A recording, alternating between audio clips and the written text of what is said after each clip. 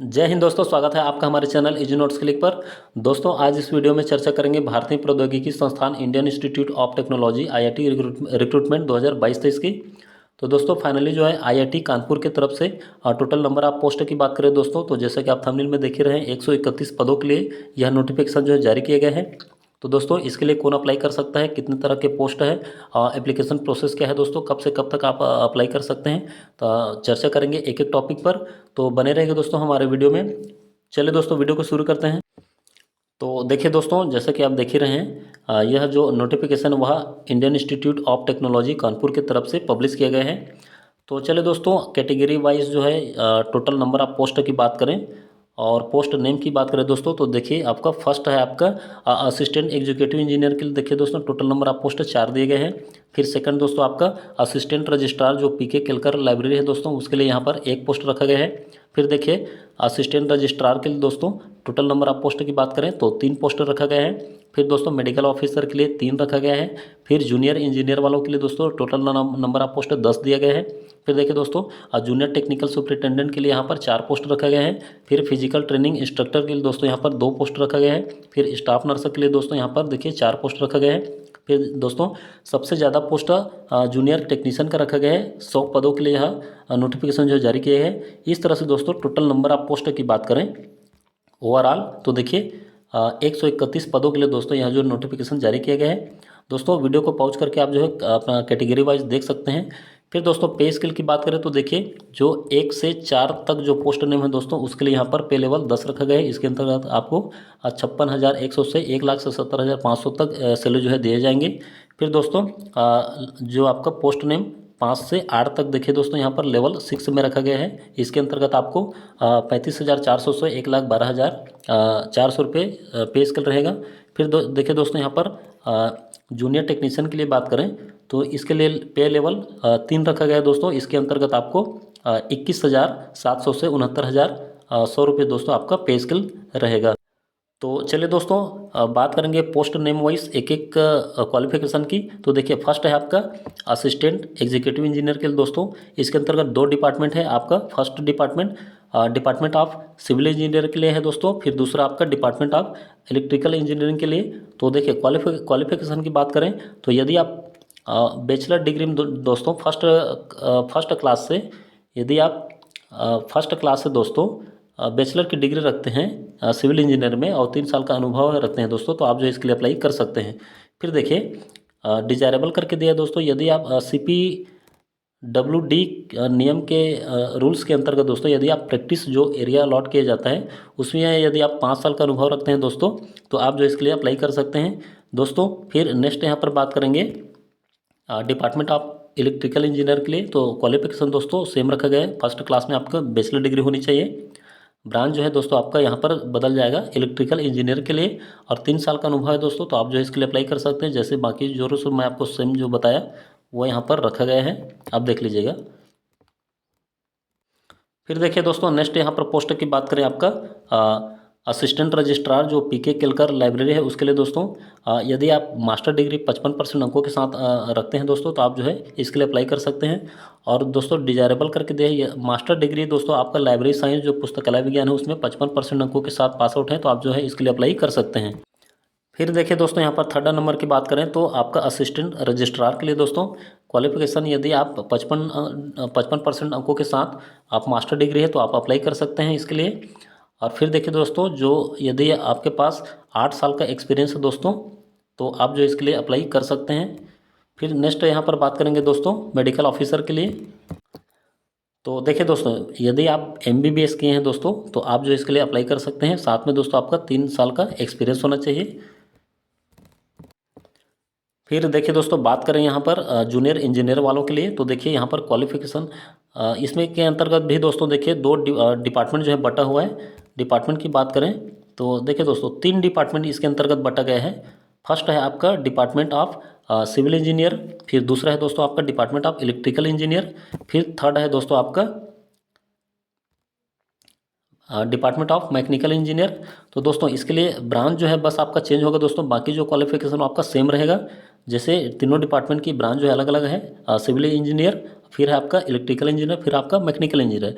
तो दोस्तों जो आपका डिग्री जो क्वालिफिकेशन वो सेम रखा गया है। जैसे कि यदि आप बैचलर डिग्री है दोस्तों आपके पास सिविल इंजीनियरिंग में और 1 साल का अनुभव है दोस्तों, या फिर यदि आप डिप्लोमा किए हैं सिविल इंजीनियरिंग में और 3 साल का एक्सपीरियंस है दोस्तों और कंप्यूटर नॉलेज रखते हैं आप, तो आप जो इसके लिए अप्लाई कर सकते हैं। सेम इसी तरह से दोस्तों फिर दिया गया है डिजायरेबल करके।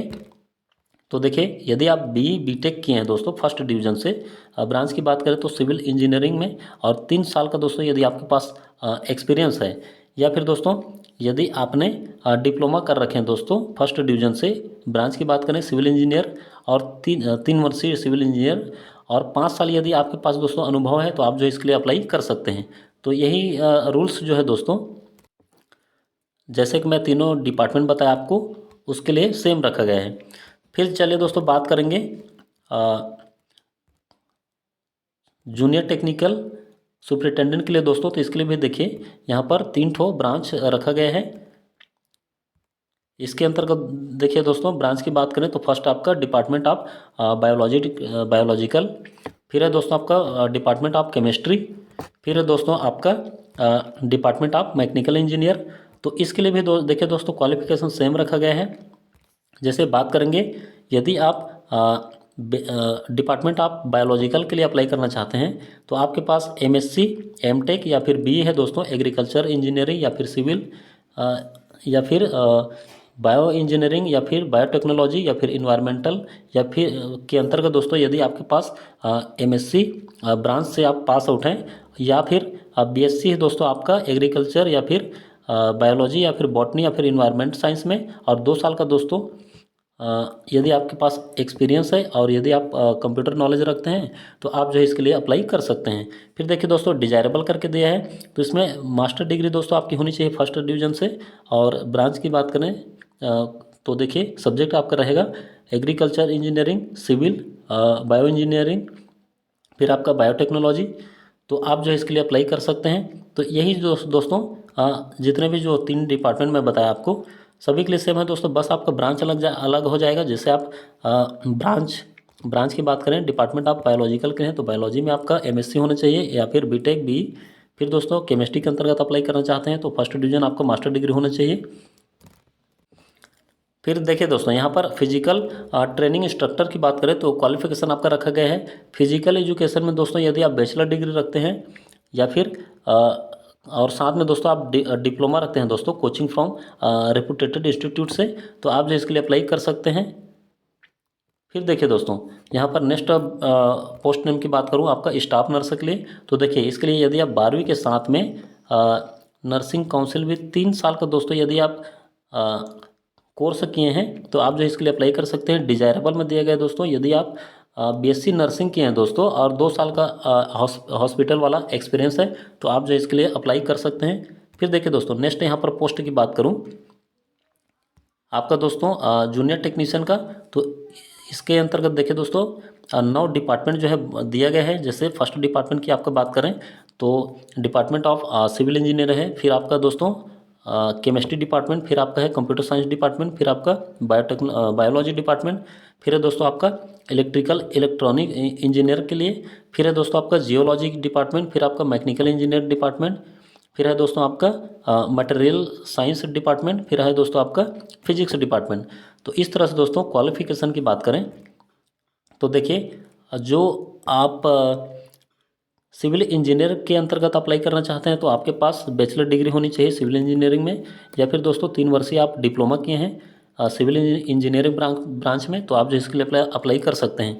फिर जैसे दोस्तों बात करेंगे केमिस्ट्री डिपार्टमेंट वालों के लिए, तो यदि आप केमिस्ट्री अप्लाइड केमिस्ट्री या फिर केमिकल इंजीनियरिंग से दोस्तों बैचलर डिग्री रखे हैं, तो आप जो है इसके लिए अप्लाई कर सकते हैं। फिर देखिए दोस्तों बात करेंगे कंप्यूटर साइंस की, तो यदि आपने कंप्यूटर साइंस इंजीनियरिंग या फिर इंफॉर्मेशन टेक्नोलॉजी के अंतर्गत दोस्तों यदि आप बैचलर डिग्री रखे हैं, तो आप इसके लिए एलिजिबल हैं, अप्लाई कर सकते हैं। और नेक्स्ट है दोस्तों यदि आपने 3 वर्षीय डिप्लोमा किए हैं दोस्तों, ब्रांच की बात करें computer science engineer information technology, तो आप जो है इसके लिए अप्लाई कर सकते हैं। फिर उसी तरह से दोस्तों बात करेंगे इलेक्ट्रिकल इंजीनियरिंग वालों के लिए, तो देखिए इसके अंतर्गत यदि आप electrical electronics instrumentation communication engineering में दोस्तों यदि आप बैचलर डिग्री रखे हैं तो आप जो है इसके लिए अप्लाई कर सकते हैं, या फिर जो डिप्लोमा के हैं दोस्तों 3 वर्षीय वाला ब्रांच की बात करें electrical electronics instrumentation communication engineering, तो जो है आप इसके लिए अप्लाई कर सकते हैं। ठीक दोस्तों, इसी तरह से जो आपका जियोलॉजी डिपार्टमेंट है उसके लिए आप जियोलॉजी अर्थ साइंस में यदि आप बैचलर डिग्री रखे हैं तो आप जो अप्लाई कर सकते हैं, या यदि फिर दोस्तों जियोलॉजी या फिर अर्थ साइंस ब्रांच से यदि आपने डिप्लोमा कर रखे हैं 3 वर्षीय तो आप जो इसके लिए अप्लाई कर सकते हैं। ठीक दोस्तों, इसी तरह से फिर देखिए दोस्तों दिया है मैकेनिकल इंजीनियर के लिए, यदि आप मैकेनिकल या फिर एरोस्पेस इंजीनियरिंग में यदि आप बैचलर डिग्री रखें दोस्तों बी की हैं तो आप जो है इसके लिए अप्लाई कर सकते हैं। और जो दोस्तों 3 वर्षीय डिप्लोमा किए हैं मैकेनिकल या फिर एरोस्पेस इंजीनियरिंग में तो आप जो इसके लिए अप्लाई कर सकते हैं। फिर देखिए यदि आप मटेरियल साइंस डिपार्टमेंट की बात करें तो यदि आपके पास मटेरियल्स साइंस इंजीनियरिंग या फिर मेटलर्जी इंजीनियरिंग में बैचलर डिग्री रखें दोस्तों तो आप जो इसके लिए अप्लाई कर सकते हैं। और फिर यदि आप 3 वर्षीय डिप्लोमा के हैं दोस्तों तब भी आप जो है इसके लिए अप्लाई कर सकते हैं। फिर देखिए फिजिक्स डिपार्टमेंट की बात करें दोस्तों तो यदि आपने फिजिक्स में या फिर अप्लाइड साइंस इंजीनियरिंग फिजिक्स में दोस्तों यदि आपके पास बैचलर डिग्री है तो आप जो है इसके लिए अप्लाई कर सकते हैं। फिर देखिए जो जूनियर टेक्नीशियन की बात करें दोस्तों तो इसके लिए देखिए डिजायरेबल करके दिया दोस्तों, आपको कंप्यूटर नॉलेज सभी को होना अनिवार्य है। फिर देखिए दोस्तों यहाँ पर जनरल कंडीशन की बात करें तो देखिए यदि इसके लिए दोस्तों जो एप्लीकेशन प्रोसेस है वो आपका ऑनलाइन रहेगा दोस्तों, और कब से कब तक कर रहे हैं तो देखिए 1 जनवरी 2023 तक दोस्तों एनी हाउ आपको एप्लीकेशन सॉरी दोस्तों ऑनलाइन जो है आपको इसके लिए आवेदन करना होगा। साइट की बात करें दोस्तों तो देखिए iitk.ac.in/info/सेल/ करके रिक्रूटमेंट, इस साइट से दोस्तों आपको ऑनलाइन जो है इसके लिए अप्लाई करना पड़ेगा। तो चलिए दोस्तों नेक्स्ट यहाँ पर टॉपिक की बात करेंगे दोस्तों एप्लीकेशन फ़ीस की। तो देखिए जैसे कि मैं बताया दोस्तों पोस्ट नेम के समय जो सीरियल नंबर दोस्तों 1 से 4 तक जो पोस्ट नेम है उसके लिए यहाँ पर 1000 जो है दोस्तों शुल्क रखा गया है। और जो SC ST से बिलोंग करते हैं दोस्तों उनके लिए देखिए यहाँ पर 500 रुपये शुल्क रखा गया है।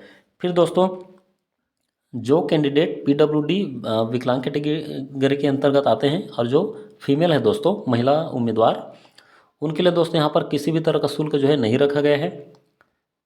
फिर देखिए दोस्तों फिर जो पोस्ट नेम बात करें सीरियल नंबर 5 से 9 तक के तो उसके लिए दोस्तों यहाँ पर देखिए 700 जो है फीस रखा गया है। और जो candidate SC ST OBC sorry दोस्तों OBC नहीं SC ST PWD और फीमेल कैटेगरी तो उनके लिए दोस्तों यहाँ पर भी किसी भी तरह का शुल्क नहीं रखा गया है।